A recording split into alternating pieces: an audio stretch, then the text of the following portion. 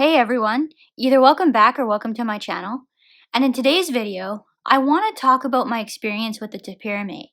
So before we get too far into the video, let's roll the intro. Hey everyone, welcome to my YouTube channel. My name is Ashley Stewart. So 2018 was actually a pretty hard year for me, but it was also a pretty good year too. So I completed my bachelor's degree in biochemistry. But at the same time, I was also diagnosed with a rare condition called idiopathic intracranial hypertension, or IIH.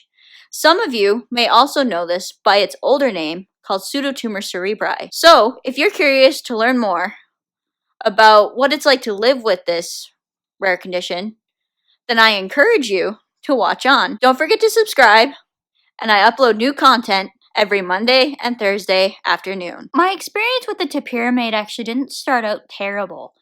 It didn't become hard until I think I got to my second dosage increase is when I first started to notice that I was having some issues with the side effects. So I worked my way up to the final dose, and usually what would happen was every time I did a dosage increase, there would be about a week where I was having quite severe side effects, and then it would let off. And I was supposed to do an increase every 2 weeks. So I'm like, well, this isn't too bad. And then when I got to the final dose, these side effects stayed. They didn't really get any better. Now, I didn't immediately go and get it looked at because I really wanted to give this medication a chance.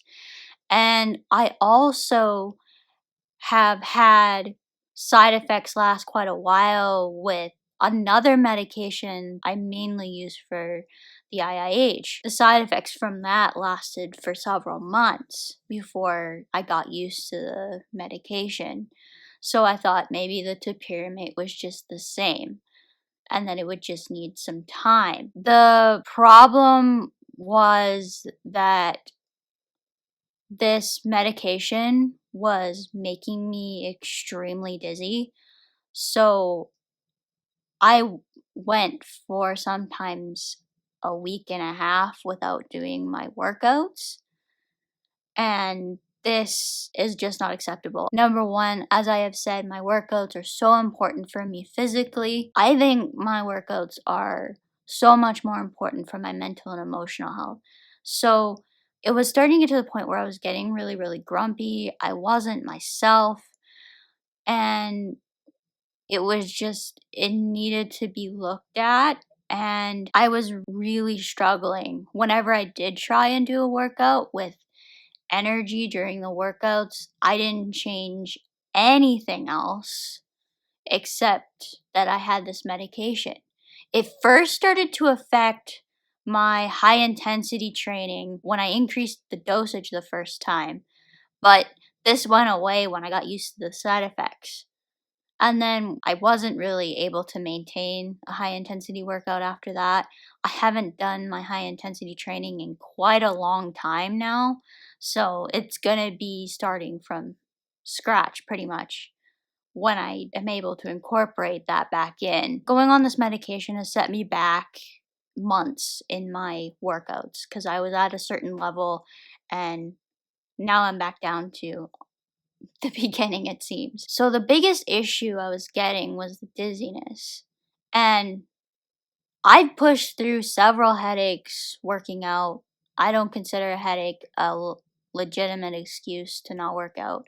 However, when I have dizziness, I don't feel safe doing a workout. All I want to do pretty much when I get dizziness like that is to lie down. And so that's pretty much only thing I was able to do at one point. I basically knew I wasn't myself while I was on the medication, but until I actually came off the medication, I didn't realize quite how much it was affecting me because I feel like I'm sharper than what I was when I was on the Topiramate. I feel like I'm able to think quicker. It's a very strange thing. They did the slow dosage increase to try and prevent the issues with the memory, and I think I was still having some issues with the memory even despite this longer dosage increase. I don't know how much it was actually preventing migraines. I was still getting a lot of headaches.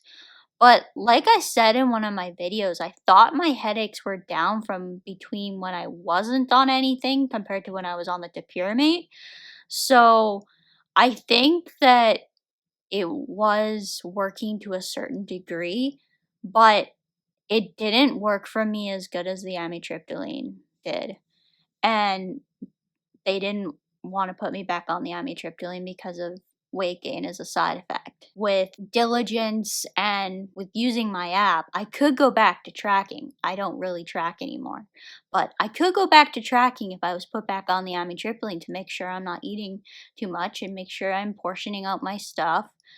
I was actually losing weight. I never gained any weight while on the amitriptyline, and it was just a matter of I knew that as long as I was in a calorie deficit, I would be losing weight. It just probably wouldn't be as fast. The migraines have been definitely frustrating to deal with because we haven't really found anything that works yet. Another big thing it was affecting was my appetite, which is why some people use it for weight loss too. And my doctor kind of had me on it for both migraine prevention mainly, but also with the fact that it wouldn't make me gain weight. If anything, it would help me lose weight in the end. I don't know how much I was actually taking in because I wasn't actually tracking during this time, but it definitely felt like a lot less than it should be. I wasn't eating breakfast a lot of the times. Like for workouts, I would generally only have a snack and stuff like that. Like I did that anyways because I started doing that originally because I hate eating before working out. It does help a little bit, but I still don't like eating before working out. It wasn't so bad that it was to the point where I was missing meals or anything like that. I still would actually rather not eat breakfast. Before, I would often just have my smoothie, but that was honestly more of a meal replacement almost for lunch than it was a breakfast kind of, and it was kind of more for after I was doing my workouts. I will get back to that eventually when I'm actually back to my full training, but I haven't had a smoothie in a very long time because I haven't been able to maintain a consistent workout. It was just not a great experience overall. If you have anything to add, don't hesitate to drop into the comments down below. And as for now, that's it for today. Bye everyone!